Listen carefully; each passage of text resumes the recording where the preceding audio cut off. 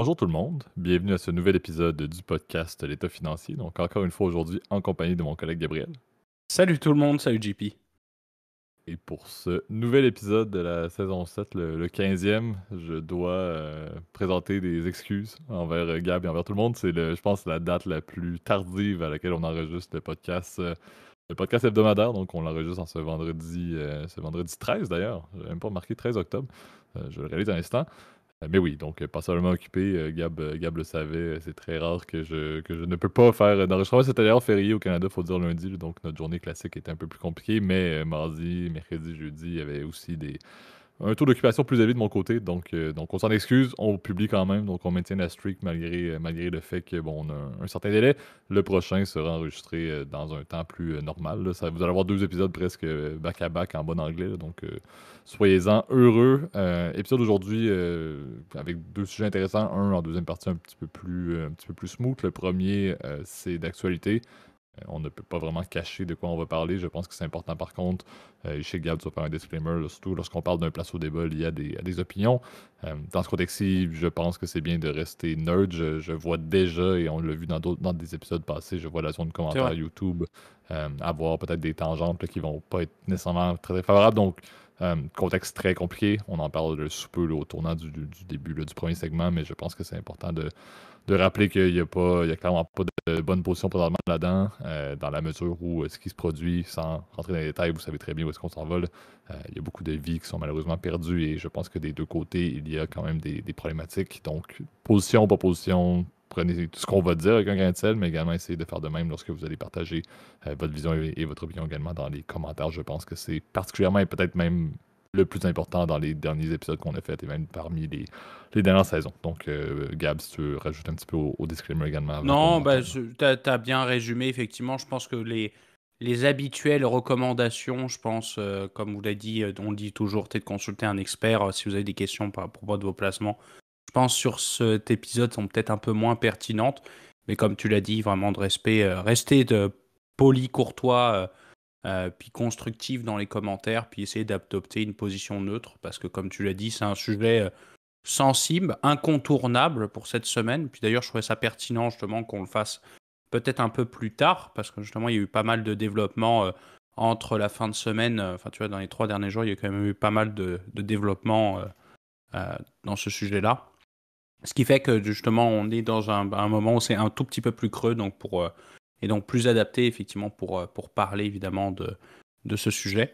Donc c'est ça. Restez correct et puis courtois dans les commentaires. Puis je supprimerai pas votre commentaire si c'est le cas. Si c'est le cas et que vous ne l'êtes pas, bah, c'est sûr que j'aurai pas comme le choix de les détruire ou de supprimer le commentaire parce que c'est ça. Il faut rester très neutre dans un sujet si complexe et si passionnant aussi à la fois. Donc euh, on vous invite en tout cas à réagir quand même, à continuer de réagir évidemment dans les commentaires de YouTube. Vous êtes bien au courant de cet espace qui vous est dédié, là, hein. Donc c'est ça. À utiliser avec respect et courtoisie. Je pense que c'est les maîtres mots, on va dire, de la section commentaires de YouTube de cette semaine pour cet épisode, là. Exact. Puis, je pense que c'est un des points qu'on oublie, là, puis c'est le monde, encore une fois, des médias sociaux. Là. Mais n'oubliez pas le point que ce que vous dites dans votre vie de tous les jours en face à face, ben, c'est C'est vrai. le même genre de restrictions et le même genre de discussion que vous devriez avoir dans les commentaires également. Je sais que c'est très différent lorsqu'on se cache derrière un écran, mais important de le mentionner. Donc, Mhm. sans plus tarder, entamons avec le premier segment de l'épisode d'aujourd'hui, le place au débat. Parfait. Donc, bon, vous savez très bien où est-ce qu'on s'en allait. Là. C'est pas, on peut pas le camoufler nécessairement. Donc, on va parler de ce qui se passe probablement entre Israël et plus spécifiquement aussi dans la bande de Gaza. Je vais faire un petit comté un peu sur bon, quels sont les faits récents qui ont amené à l'escalade pardon, des tensions et au contexte qu'on retrouve présentement là, en ce vendredi 13 qu'on mentionnait, qu'on est encore avec beaucoup de choses qui peuvent se produire et on sait très bien qu'on est tous à la veille de quelque chose qui pourrait être aussi un autre événement marquant et significatif dans ce conflit-là. Mais je pense que c'était effectivement important de le mentionner et d'en parler. La réflexion qu'on a eue, puis je sais que Gab t'avait proposé le sujet, puis c'était tout à fait quelque chose qui était normal de parler, dans le sens où on a parlé également de d'autres types de conflits qui ont eu lieu à travers le monde. Entre autres, on a beaucoup parlé de ce qui se passait en Ukraine et avec l'invasion russe. Donc, ce sont des débats, ce sont des contextes qui sont très importants à parler et à mettre en lumière et essayer de décortiquer également, surtout là, pour que bon, le plus grand nombre de personnes puissent s'y éduquer tout de même. Donc, officiellement, le contexte entre les Israéliens et les Palestiniens, entre le Hamas, qui est le groupe militaire, un groupe militant, si on peut dire aussi, là, pour ne pas nécessairement le qualifier comme les Occidentaux vont le faire, qui, bon, est un peu en contrôle de la fameuse bande de Gaza. Cette opposition-là, ça date pas d'hier. Il y a eu une historique, puis je sais que Gab, tu vas peut-être vouloir entendre un petit peu plus dans les détails de tout ça, là, mais la logique entre les Israéliens et les Palestiniens, entre les Juifs et les musulmans dans ce coin du monde-là, ça ne date pas d'hier, ça date de plusieurs centaines d'années avec plusieurs faits marquants et plusieurs tensions qui ont été escaladées. Et il y a une continuité depuis même les dernières années où il y avait des événements marquants. Je veux dire, il y a des moments de tension qui ont été escaladés tout de même, mais ça reste que c'était continu. Il y avait quand même des fameux des tirs de roquettes de part et de l'autre qui avaient lieu. C'était un peu le quotidien. Donc, cette population-là déjà était mise à mal d'un conflit qui définissait des générations et des générations et des générations. Oui, on parle d'un côté de la population israélienne qui, tu sais, il est basé encore une fois avec le fameux Iron Dome, avec l'armée israélienne qui est très puissante, avec aussi un gros backing, si on peut dire en bon anglais, des États-Unis.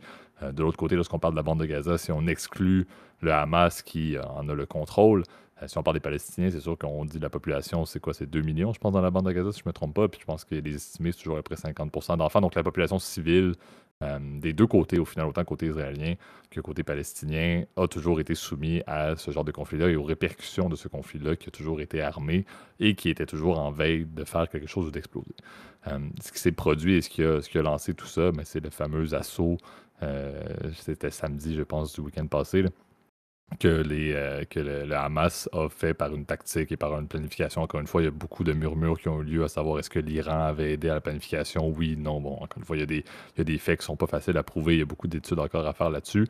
Mais concrètement, le Hamas a lancé un assaut avec quelques milliers de militants armés qui sont allés dans le sud d'Israël pour peut-être tuer plusieurs civils et oui aussi des militaires, là, mais il y a eu une population civile très majeure qui ont été tués. On parle de plus de 1000, même 1300, je pense, Israéliens qui ont été tués liés à cet assaut-là initial. Plusieurs également, là, on parlait d'enfants, on parlait de petits villages un peu reclus qui ont à peu près décimé l'ensemble de la population, pillé le village. Il y avait aussi toute l'histoire liée à un festival de musique, là, qui, bon, bien évidemment, avec les temps modernes qu'on connaît, les vidéos sortent beaucoup plus rapidement. Donc ça, il y a eu énormément de décès là-dessus, plusieurs centaines, je pense plus de 260, si je ne me trompe pas, là, de ce festival. Et bien évidemment, par la force de l'armée israélienne, le retour du balancier, si on peut dire, a été aussi puissant. À la base, bon, il y a eu le contexte que le territoire israélien avait été, selon eux, envahi par des militants du Hamas qui ont été, bon, pour la majorité, ont été neutralisés, etc. Il y a aussi, je pense, petit point qu'il fallait que j'ajoute là, dans cet événement-là, il y a eu plusieurs personnes qui ont été enlevées d'ailleurs par le Hamas et ramenées dans la bande de Gaza. Donc ça, c'est quand même aussi à la fois des Israéliens, mais également une population qui était de plusieurs nationalités, donc beaucoup d'Américains, entre autres. Donc c'est sûr que ça devient aussi, le fait d'utiliser des civils comme monnaie d'échange peut être aussi une problématique qui vient encore plus amener la communauté internationale à s'y intéresser. On l'a vu dans les derniers jours. Et c'est important de parler des derniers jours qui se sont produits. Comme on l'a dit, Israël, qu'est-ce qu'ils ont fait? C'était œil pour œil, dent pour dent, littéralement, et ils ont vraiment utilisé la plus grande capacité de leur arsenal militaire, que ce soit des roquettes, que ce soit leurs avions, que ce soit peu importe. Ils ont fait beaucoup de destruction au niveau de la bande de Gaza sur ce qui est normalement, et oui, le Hamas est reconnu en grande partie pour mettre des postes militaires ou des assets militaires dans des zones qui sont résidentielles. Donc, il y a eu beaucoup de destruction dans la bande de Gaza, à la fois des trucs très militaires, mais également beaucoup de pertes de vies civiles dans le fameux, en anglais, le retaliation de l'armée israélienne. Et là où on en est aujourd'hui, ce 13 octobre, ce vendredi 13 octobre, il y a eu une demande de la part, ou une annonce de la part du gouvernement israélien s'il pouvait, en fait, que la population du nord de la bande de Gaza quitte littéralement parce qu'on est, à proprement parler, on est rendu à ce qu'il va probablement avoir une invasion terrestre par l'armée israélienne de la bande de Gaza. pour poursuivre justement là, cette vision-là d'éradiquer le Hamas. Donc c'est la cible, c'est la mission, c'est le purpose, si on peut dire, de ce que Netanyahou et les hautes sphères là, de l'IDF veulent faire. Mais c'est ça. Donc le concret, puis Gab, je te passe la parole là-dessus si tu veux extrapoler, puis aussi parler du conflit plus globalement, mais c'est un événement marquant, c'est significatif depuis les 51 ans, je pense, de la fondation d'Israël. Je ne me trompe pas, c'est un des plus un des événements ou une des semaines les plus meurtrières, mais encore une fois, il faut rappeler que c'est quelque chose qui est très constant. Il y a toujours eu des décès dans les dernières semaines, derniers mois, dernières années. C'est pas quelque chose qui est nécessairement nouveau et c'est une nouvelle escalade des tensions parmi plusieurs autres qu'il y a eu dans cette histoire-là. Maintenant, c'est de voir où est-ce qu'on en est. C'est de voir également quelle va être la solution au final qui va pouvoir arriver là-dessus. On est très loin de ça. Je pense que plusieurs ministres des Affaires étrangères, par exemple, si on parle du contexte canadien, mentionnaient que ça va s'empirer avant de s'améliorer. Donc, j'ai très hâte de voir qu'est-ce qui va en être. Et on sait que c'est aussi toute la zone géographique qu'on ne veut pas nécessairement que les tensions escaladent beaucoup plus au-delà de juste le contexte entre le Hamas et l'armée israélienne, mais que ça peut s'amener justement le Hezbollah, par exemple, lié au Liban ou d'autres pays qui pourraient également, l'Iran également, La une grande Syrie force. aussi. Ouais, la Syrie, exactement. Donc un peu le statut, je voulais faire juste une petite mise en place des faits globaux qui sont reconnus, qui ont été documentés par les journalistes, mais je pense qu'il y a beaucoup plus à parler également sur l'historique. Gab, tu veux peut-être aborder également. Bah oui, bah c'est sûr que c'est comme tu l'as dit, JP, un peu le bis repetita, on va dire, d'événements qui datent en fait depuis la fondation de l'État d'Israël, hein, puisque rappelons-le, comme tu l'as dit, Israël n'a pas 51 ans, au passant. Il y a un peu plus d'années que ça, je pense que c'est plus 71 ans, là, plus dans ces eaux-là, puisque l'État a été fondé, pardon, en 1948, donc à l'origine, en fait, c'était le fameux plan de 47, le plan de partage, qui, après la Seconde Guerre mondiale, rappelons-le, avait partagé la Palestine, qui était autrefois sous un mandat britannique, à être divisée en deux États. Donc un État hébreu, puis un État musulman ou arabe, qui était partagé en fait entre la Jordanie, donc ce qui est l'actuelle Cisjordanie ou la West Bank, comme on appelle en anglais, et une petite partie qui s'appelle la bande de Gaza. Et cette bande de Gaza était censée appartenir à l'Égypte. Et rappelons-le, pour nos auditeurs qui sont peut-être un peu moins familiers avec la région du Moyen-Orient et puis du Proche-Orient en particulier, ce plan, on va dire, n'a évidemment pas été respecté, puisque au lendemain de la fondation d'Israël, les pays arabes ont lancé une invasion, on va dire, de la Palestine et ont finalement perdu, en fait. Donc, notamment l'Égypte, la Jordanie, la Syrie, le Liban, et évidemment, c'est ça. Donc, et puis, il était soutenu, évidemment, comme tu as dit, par les autres États arabes et plus généralement musulmans qui étaient assez hostiles, on va dire, au nouvel État hébreu. Alors, cet épisode, évidemment, a été critique, évidemment, pour la population palestinienne, parce que elle a créé un phénomène de déportation massive, on va dire, de sa population à l'extérieur de la Palestine. C'est ce qu'on appelle en arabe la Nakba, donc ce qui s'appelle le désastre, je crois, ça se traduit comme ça. Et cet épisode, en fait, a été évidemment le déménagement d'énormément de populations palestiniennes, notamment de la Cisjordanie vers la bande de Gaza, mais aussi dans les autres pays, ce qui a changé profondément les dynamiques et la population, notamment en Jordanie, en Syrie, ainsi qu'effectivement au Liban, où on sait qu'il y a énormément de camps de réfugiés palestiniens qui vont avoir toute leur importance, on va dire, dans la suite de l'histoire. Puisque plus tard, effectivement, les États arabes vont essayer de se venger contre Israël, notamment en 1967, dans une guerre qui s'appelle la guerre des 6 jours. Échec à nouveau des États arabes qui vont même perdre énormément de territoire, notamment la bande de Gaza, le Sinaï, qui était occupé, rappelons-le, par l'Égypte. De l'autre côté, la Cisjordanie a été complètement occupée, on va dire, par les forces israéliennes, y compris, évidemment, la portion est de Jérusalem, qui selon le droit international, est toujours un territoire normalement censé être neutre, ne fait pas partie d'Israël, et pourtant qui a été annexé. On va dire, après ça, c'est là où ça devient intéressant, c'est qu'il y a eu pas mal d'annexions qui sont contraires justement au droit international qui ont été faites dans la région.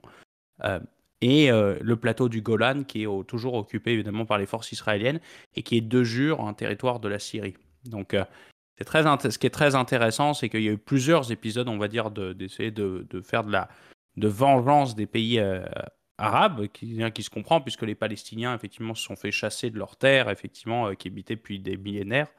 Et c'est vrai que ces épisodes-là justifient, on va dire, selon évidemment les pouvoirs palestiniens, évidemment, les épisodes de violence récurrents qui existent, on va dire, dans les territoires occupés, selon eux, de la Palestine. Donc, la dernière escalade, tu l'as dit, bah, c'est les fameuses intifadas qui ont créé au fur et à mesure un rapprochement quand même et la création d'un État, peut-être d'espérer une solution à deux États, donc notamment avec la signature, je crois que c'est en 92 des accords d'Oslo entre Yasser Arafat qui représentait euh, le mouvement, l'Organisation de libération de la Palestine, donc l'OLP en français, qui en gros voulait l'éradiction d'État d'Israël et le remplacement, on va dire, de toute la population sémite par des musulmans. Donc cet accord a permis, on va dire, de normaliser et de reconnaître l'intégrité de l'État hébreu, notamment de la part en tout cas de l'OLP, qui s'est progressivement, on va dire,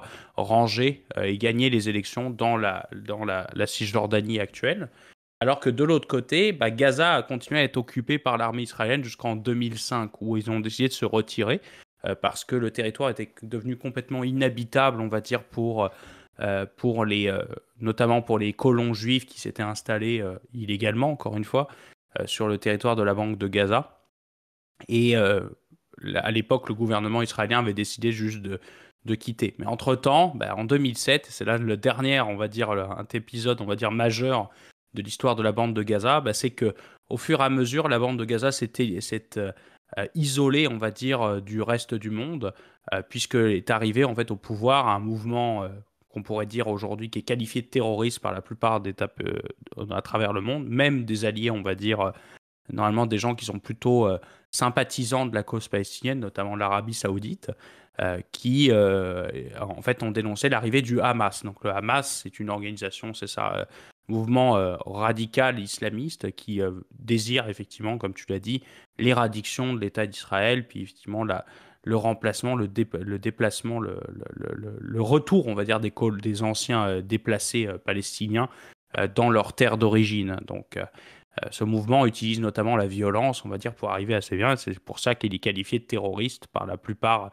des États à travers le monde. Il bénéficie par contre, tu l'as dit, de soutien, bah, notamment d'organisations qui sont elles aussi considérées comme islamistes, notamment, bah, on le sait bien, le Hezbollah. L'Iran, on va dire, évidemment, est très sympathisant à la cause du Hezbollah parce que c'est des chiites. Le Hamas, rappelons qu'il est sunnite, mais il bénéficie, on va dire, d'une alliance, on va dire, avec le Hezbollah, parce que rappelons-le, le Hezbollah comptait énormément dans ses rangs d'anciens, on va dire, des réfugiés palestiniens qui sont déplacés au Liban. Euh, et évidemment l'Iran, comme on l'a dit, puis la Syrie, évidemment, de régime d'El-Assad, déteste évidemment l'État d'Israël, et donc, par vengeance, évidemment, de l'occupation du plateau du Golan, et ben, souhaite, enfin, activement supporte effectivement le Hamas. Et d'ailleurs, c'est la raison pour laquelle tu as eu des excursions dans les derniers jours aussi des Israéliens dans d'autres pays, notamment en Syrie, donc où ils ont bombardé l'aéroport, je crois, de Damas, puis une autre base militaire, ou un autre aéroport au centre du pays, un aéroport militaire, justement pour éviter le ravitaillement en armes du Hamas, qui évidemment utilise des réseaux clandestins pour pouvoir se procurer des munitions. Donc au-delà, on va dire, évidemment de la catastrophe, on va dire, sur le plan humain, puisque là, l'objectif n'est pas de défendre l'un camp ou l'autre. Les deux opinions, on va dire, ont on va dire, leur part de, comment dire, de points Mhm. critiquables, et puis leur point, on va dire, de compréhension qu'on peut avoir au niveau des deux causes. La cause israélienne, qui quand même, enfin, je veux dire, on a tué des gamins, on va dire, dans des villages ou des civils innocents qui n'ont aucun rapport, évidemment, ce sont des barbares, là, ces gens du Hamas, hein. Je pense que tout le monde, la plupart des gouvernements occidentaux, en tout cas, ont critiqué, évidemment, les actions commises par ces types-là, qui sont des lâches. Enfin, l'exemple vraiment de la fameuse fête, là, qui était juste à côté de la bande, Mhm. qui, à mon avis, était très imprudent, mais bon, Ouais. ça, c'est que mon opinion, mais euh, ben, ça prouve, on va dire, toute la cruauté de ces gens-là. Mais de l'autre côté, tu peux te dire, bon, bah oui, mais ils aimeraient, ces Palestiniens, et on va dire, ils sont là, ils aimeraient un jour, comment dire, retrouver leur terre, tu vois, qui leur appartenait à leurs ancêtres.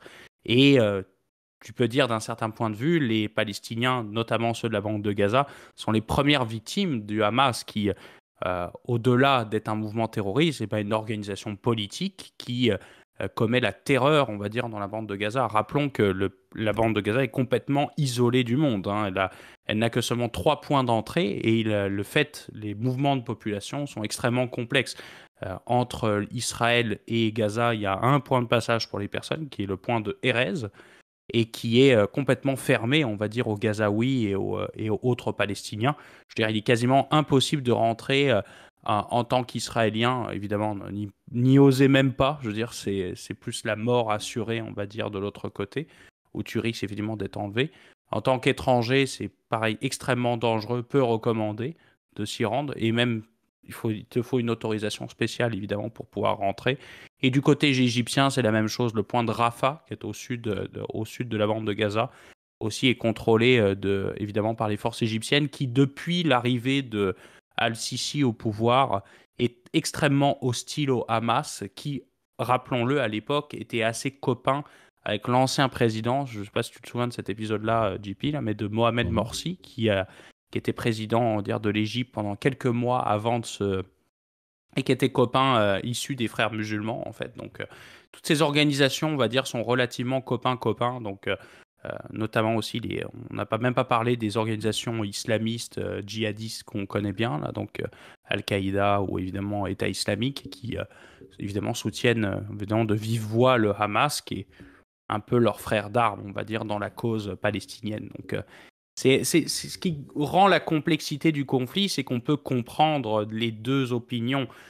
Et c'est pour ça que moi, tu vois, j'ai aucune opinion, tu vois, ça place au débat, d'ailleurs, c'est assez drôle, mais j'ai aucune opinion personnelle parce que déjà, c'est malheureux, mais ça me concerne pas. La seule chose qui me concerne, c'est la situation des civils où tu vois l'horreur, on va dire, de la guerre. Malheureusement, c'est toujours les civils qui trinquent, on va dire, de ces épisodes très violents, on va dire, et c'est comment dire, c'est cette barbarie, on va dire, qui a été commise, on va dire, par le Hamas. Puis la revanche d'Israël aussi est terrible, hein, parce que souvent ça se base sur des bombes, évidemment, qui sont lancées dans des habitations.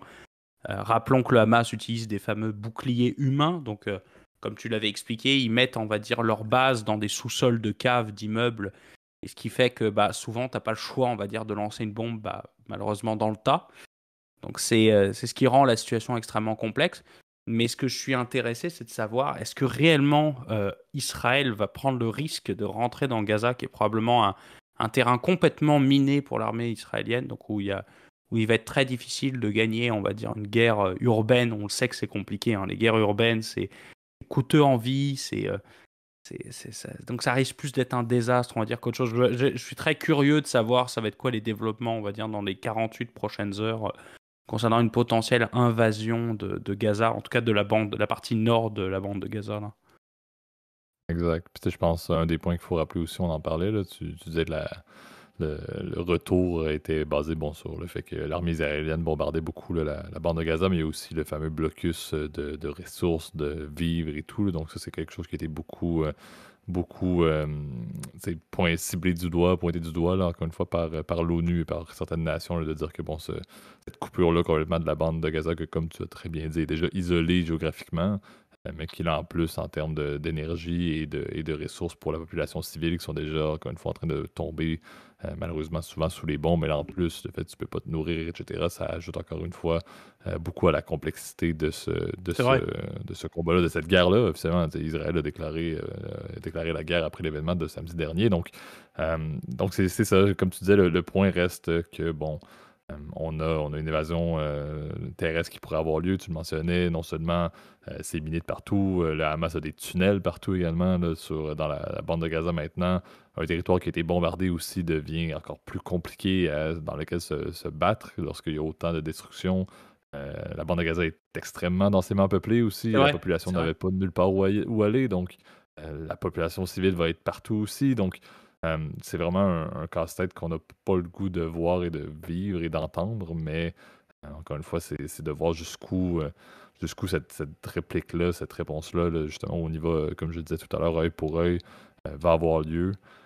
Un peu comme on en parlait à l'époque avec l'invasion russe en Ukraine, là, avec la fameuse diplomatie. Bon, est-ce que la diplomatie est encore possible quand, comme tu l'as très bien détaillé, ça fait des décennies qu'il y a des problématiques et qu'il y a des débats et que c'est bien au-delà même de nations, mais il y a également un contexte très religieux derrière ça qui vient enflammer tout ça et qui vient rajouter encore plus au conflit. Donc il y a ça.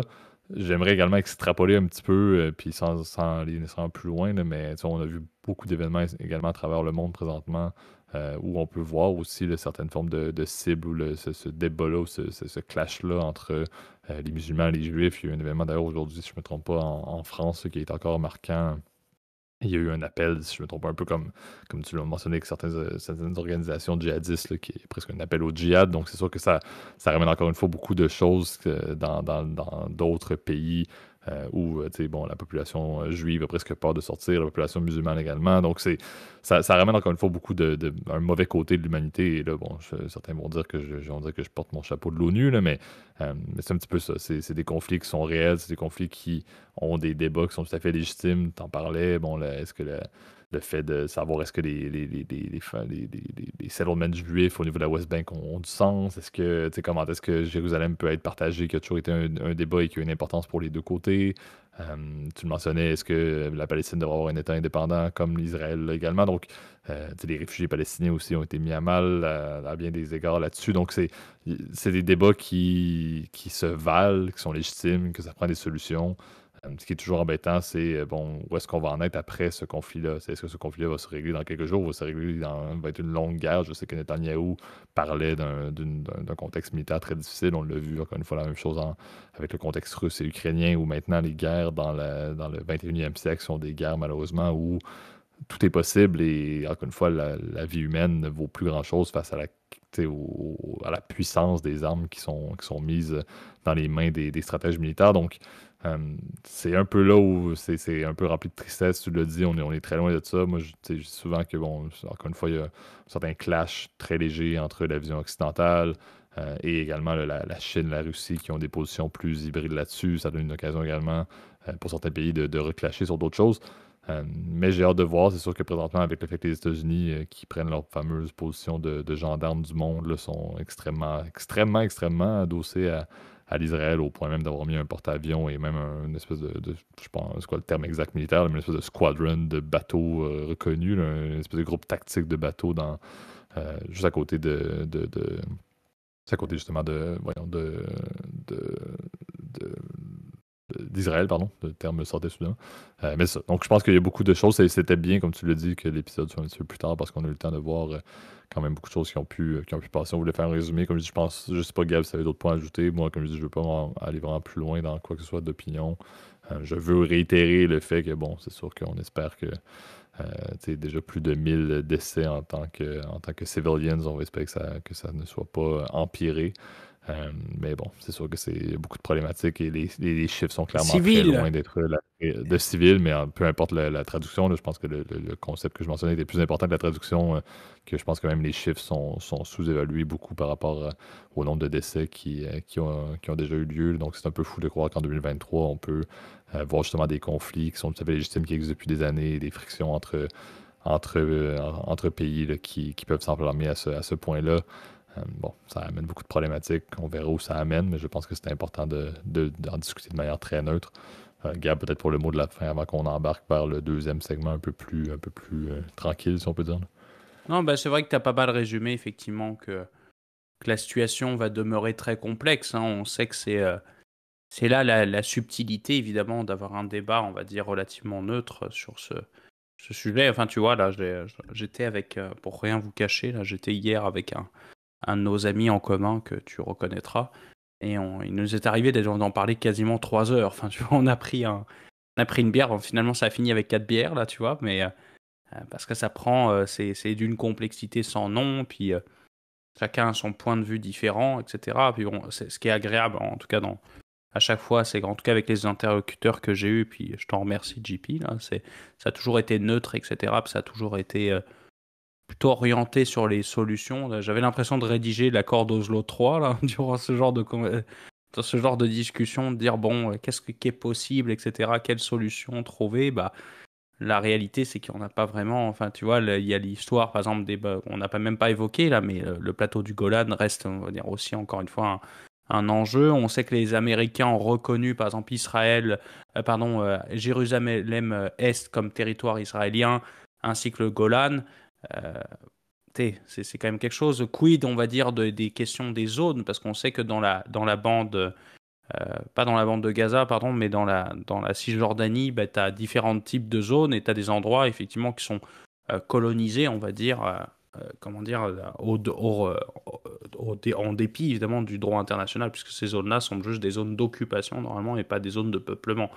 Il y a la création, on va dire, du mur, on va dire aussi de séparation entre la Cisjordanie et Israël, qui pose aussi question. Tu vois, qu'est-ce qu'on doit faire, on va dire, par propos de ça? Est-ce qu'on doit laisser les Palestiniens de pouvoir se déplacer quand même de manière relativement libre dans le territoire, on va dire, l'ancienne Palestine britannique, donc qui correspond en fait au plan de partage, encore une fois, de 47. C'est des questions, on va dire, encore une fois, qui se posent. Et puis concernant Gaza, quid de l'avenir de Gaza? C'est sûr que s'il y a une opération militaire avec une occupation terrible, euh, j'ai un faible espoir pour le Hamas de survivre parce que j'ai l'impression que là, les Israéliens sont vraiment mis à bloc. Pour eux, ils l'ont vécu comme leur 11 septembre à eux, hein, il y a déjà eu, hein, on le sait par le passé, des bombardements, mais n'ont très rarement touché beaucoup de civils israéliens. Là. Souvent, c'était quelques dizaines de personnes qui malheureusement étaient sur le mauvais endroit au mauvais moment, puis se sont mangé une roquette. Voilà, ça arrive. Et le dôme d'acier avait pro été efficace. Là, le truc, c'est que le contexte était tellement différent avec, on le sait, puis rappelons-le, l'histoire avec Netanyahou qui était en difficulté politique vis-à-vis de la réforme constitutionnelle, la réforme, pardon, judiciaire qui posait énormément de questions, puis même au sein de ses clans et de la politique israélienne, il était déjà en difficulté. De l'autre côté, on va dire aussi l'armée israélienne qui apparemment il y a eu des fautes de renseignement. Même les Égyptiens, tu vois, qui sont encore une fois pas du tout les alliés des Israéliens, mais sont plutôt en ce moment plutôt relativement en chaud par rapport à ce que fut dans le passé, là, en tout cas, surtout durant la guerre des 6 jours où clairement ils voulaient s'entretuer.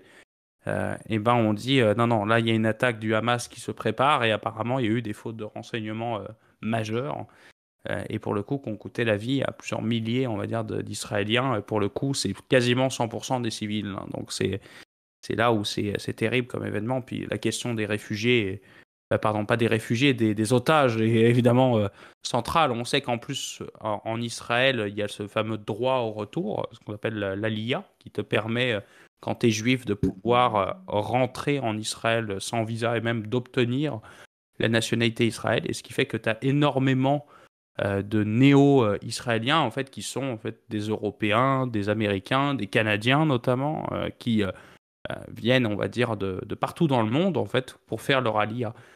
Et donc, du coup, ils ont les deux nationalités. Et donc, du coup, tu te retrouves avec énormément de personnes de plein de pays différents, et notamment des Américains. J'ai entendu parler qu'il y a une quinzaine de Français qui sont détenus en ce moment même à Gaza. Euh, Justement, et ils servent en fait d'armes de négociation, de monnaie d'échange assez pathétique.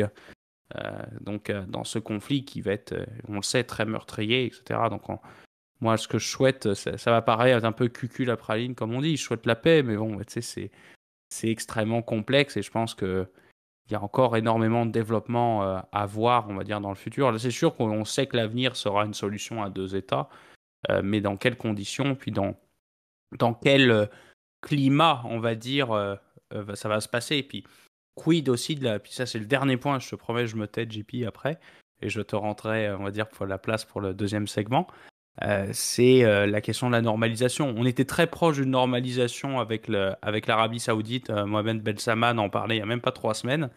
Je pense que là, on va attendre un petit bout avant de reparler de normalisation, parce que d'un point de vue de politique interne, du côté de l'Arabie Saoudite, c'est mal vu de se rapprocher d'un État, comment dire, qui a pas forcément été hyper copain-copain avec les frères éternels que sont les Palestiniens et les Arabes. Enfin, il y a toujours un mouvement pan-arabe qui est extrêmement important dans la plupart des pays. Et je pense que le meilleur exemple, Toi, JP, qui est un amateur de football, et je parle du vrai football, pas du soccer ou du football américain, donc le foot. Quand le Maroc a été en demi-finale de la Coupe du Monde, ça a été un vrai événement partout dans le monde arabe, parce que c'était les petits frères qui arrivaient finalement à se hisser dans la dernière étape et c'était très impressionnant. Tu vois, tu avais des Qataris qui étaient à fond derrière le Maroc, etc. Et je pense que c'est un beau symbole, on va dire. On va dire que les peuples arabes sont traditionnellement très proches les uns des autres et se serrent les coudes. Mais c'est sûr que cette cause-là, on va dire, je comprends le fait de défendre le peuple palestinien, mais c'est vrai que défendre le Hamas est assez critiquable parce qu'on sait qu'encore une fois, c'est une organisation terroriste, hein. Et puis, malheureusement, les Palestiniens sont encore une fois les premières victimes de ces monstres qui font des victimes innocentes dans les deux camps, là. Exact. Donc je pense qu'on a fait le tour et même plus pour l'instant du sujet. Je pense que c'est quand même un sujet, et dépendamment des commentaires aussi, qu'on espère toujours là, poli et courtois. On pourra essayer de relancer aussi avec les événements qui vont suivre dans les prochains jours également. On pourrait également voir là, si ça vaut la peine de faire un autre épisode. Mais pour l'instant, passons au deuxième segment qui, comme on l'a dit, est un peu plus loose, proposé par Gab. Là, on va faire un au son de la cloche.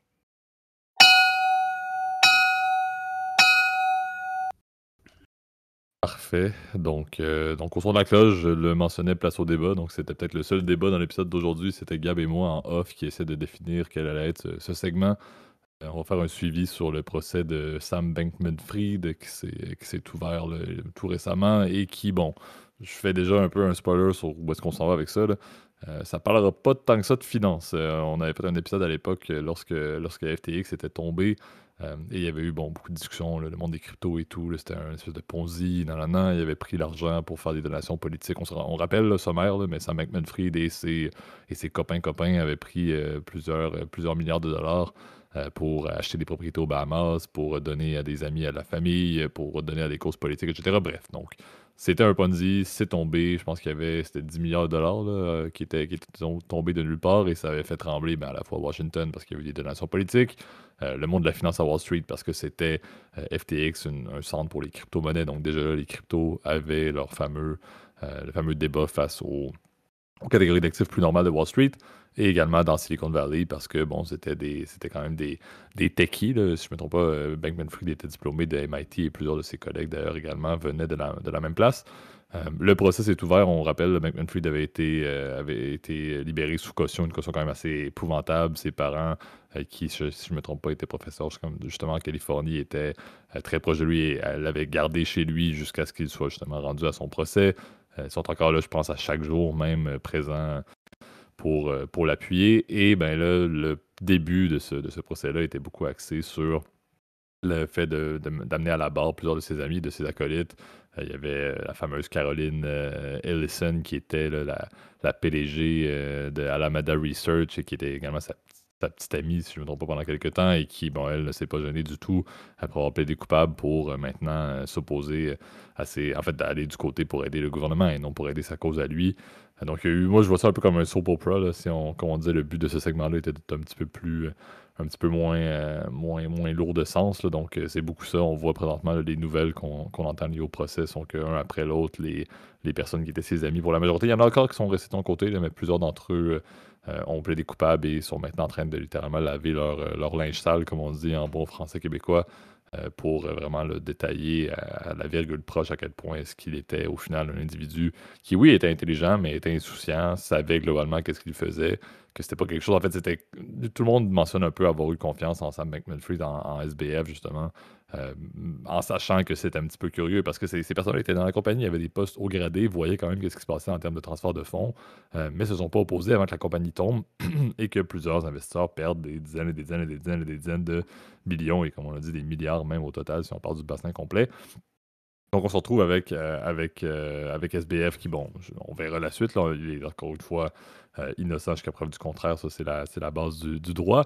Mais ça reste que, bon, ça aide pas nécessairement sa cause lorsque, en plus de tout l'étendue des transactions et les chiffres peu importe quel genre de documentation est-ce que le gouvernement et les procureurs ont pu obtenir, En plus de ça, ben, ses acolytes qui étaient à l'époque ne sont pas nécessairement là pour l'appuyer ou pour faire la sourde oreille. Le fameux I plead the fifth là, est un concept quand même assez connu pour le fameux Donald Trump.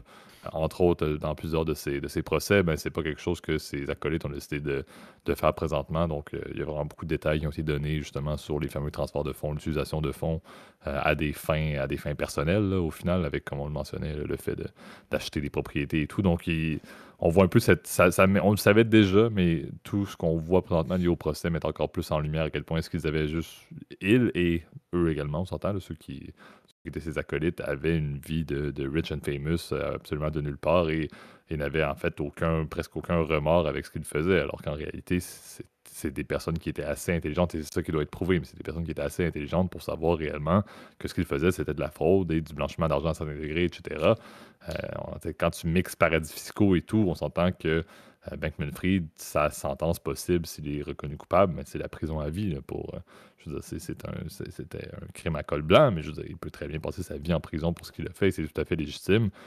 Mais on se retrouve, encore une fois, je disais, moi je vois ça un peu comme de l'enfantillage présentement, c'est utile, encore une fois, pour le procureur et tout, ça ajoute encore plus au fardeau de la preuve, mais ça reste un petit peu embêtant de voir soudainement que la majorité des amis d'enfance se retournent contre lui. Je pense qu'il y en a un ou deux là, qui sont quand même restés à ses côtés, là, qui sont allés justement donner là, un plaidoyer ou juste aller à la barre, justement, en étant peut-être pas nécessairement peut-être tout contre lui, si on peut dire. Même si ça s'enligne pas nécessairement très bien pour SBF. Là.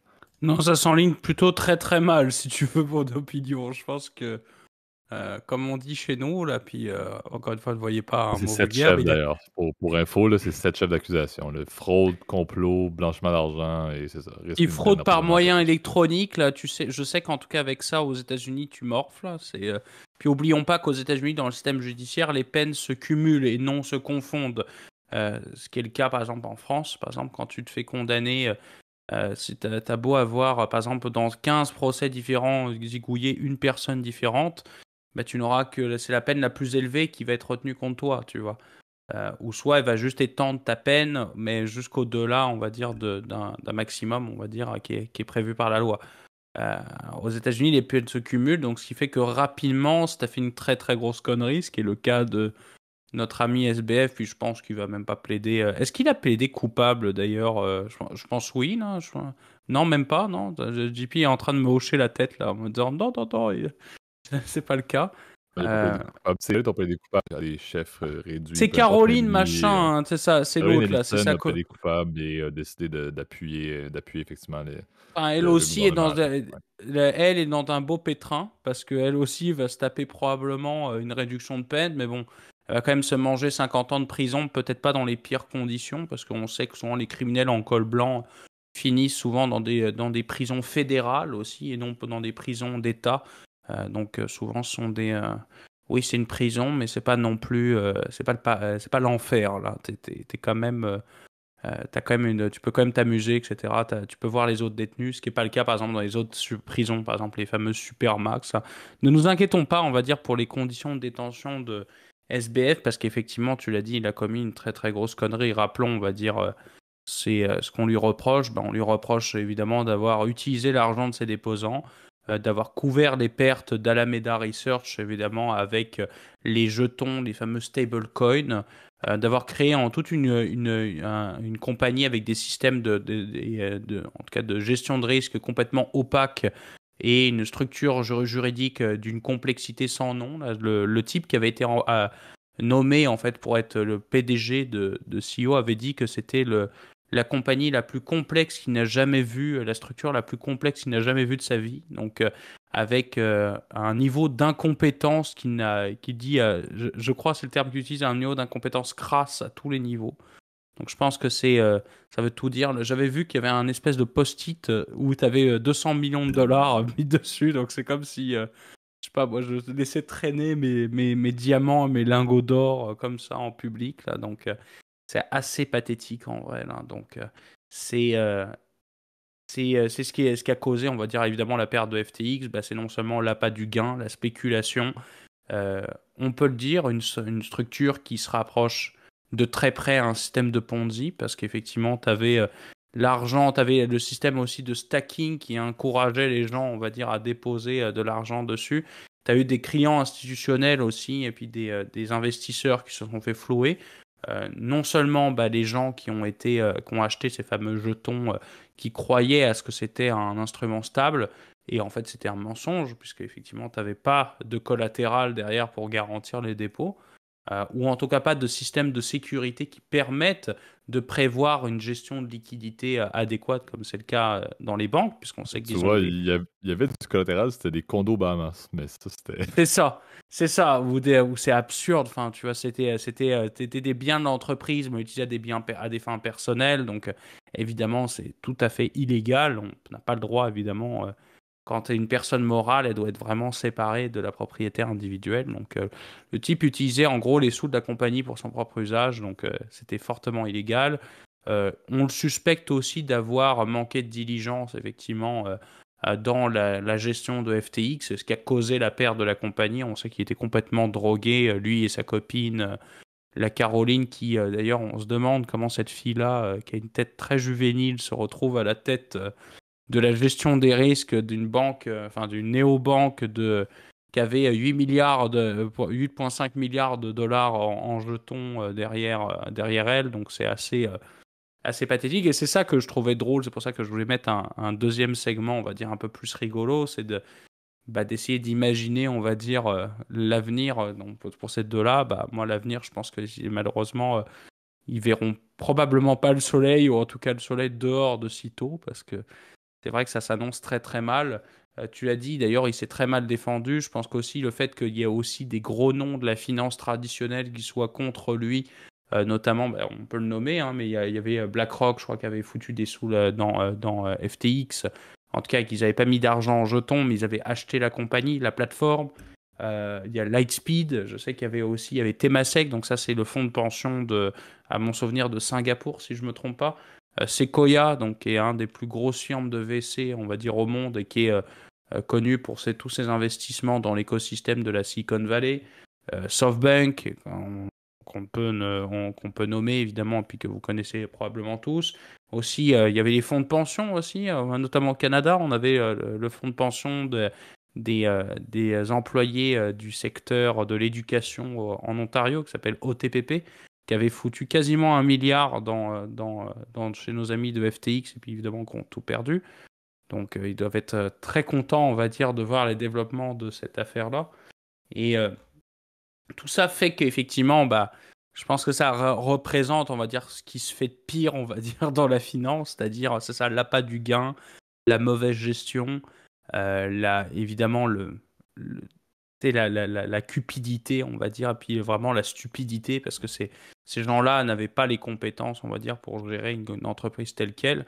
Et je pense aussi le besoin, on va dire, encore une fois, de réguler. On l'a dit 50 fois dans le podcast, à chaque fois surtout dans les podcasts liés aux crypto. D'ailleurs, on se fait pas mal dézinguer pour ça, souvent dans les commentaires. Et puis, lâchez-vous, moi, pour cette partie-là, j'en ai strictement rien à faire. Puis, ou si c'est constructif, pour le coup, j'appuierai ce que vous direz. Puis, corrigez-moi encore une fois si on se trompe.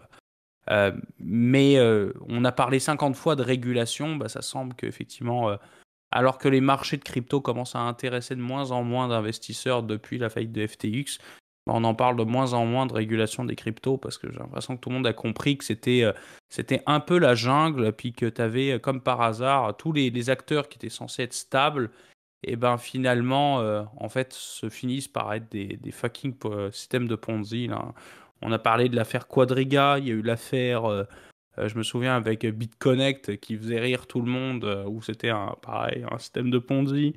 Il y a eu l'affaire, évidemment, avec il y en a eu tellement que souvent que on se demande, comment dire, combien il y en a encore de ces histoires de systèmes de Ponzi liés à des blockchains qui se sont développés dans les dernières années. Il y a eu aussi l'autre truc qui avait été acheté par le fonds de pension au Québec aussi, qui a pété, là. Donc, c'est pareil, là, c'était un autre truc aussi qui a vraiment mal marché. Puis, on se rend compte qu'il n'y avait aucune personne qui était compétente dans ces trucs-là pour gérer ce genre de plateforme. Donc, il y a encore des doutes, même par rapport aux acteurs qui ont remplacé ces plateformes-là, notamment Binance, où on sait qu'ils ont une structure juridique et une gouvernance très scabreuse, très peu transparente. Coinbase, c'est pareil.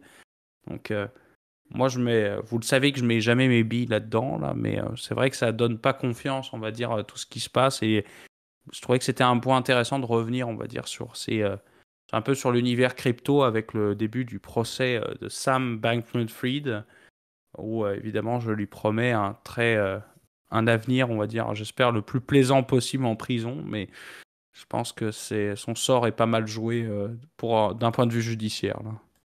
Absolument. Donc je pense que ça fait le tour. On n'aura probablement pas l'occasion d'en reparler, sauf peut-être un topo en mode quelle aurait été sa sentence, là. Gab, t'avais un point pour conclure.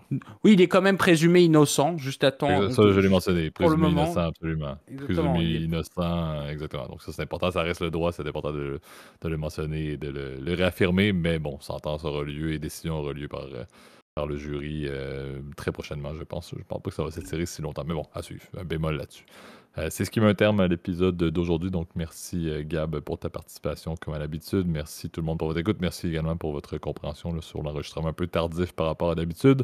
Comme d'habitude, vous pouvez nous retrouver sur notre plateforme clé pour les commentaires et le partage public, donc sur YouTube. Si vous avez apprécié la vidéo, n'hésitez pas à mettre un like, à vous abonner à la chaîne et à mettre la cloche. On l'a mentionné au début, si vous voulez faire des commentaires, assurez-vous de les faire de manière polie et courtoise.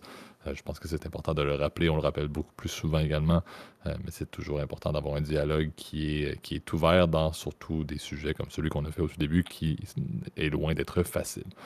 Ceux qui veulent faire également des commentaires ou des partages, etc., de manière plus privée, n'hésitez pas, Gab met toujours dans la zone de description l'adresse courriel du podcast, donc ça nous fait toujours plaisir de vous lire et de vous répondre.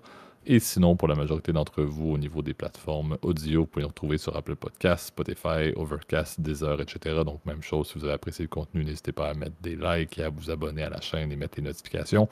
Ça aide toujours pour le référencement numérique. Et si le contenu vous a plu, n'hésitez pas également à le partager à vos amis, à vos proches, à vos collègues, etc. Ça nous fait toujours plaisir aussi de voir le fameux référencement de bouche à oreille qui est à la base de la communauté du podcast. D'ici là, je te dis, Gab, et je vous dis tout le monde une très belle semaine et à dans quelques jours, théoriquement, étant donné qu'on enregistre dans à peine 3 jours.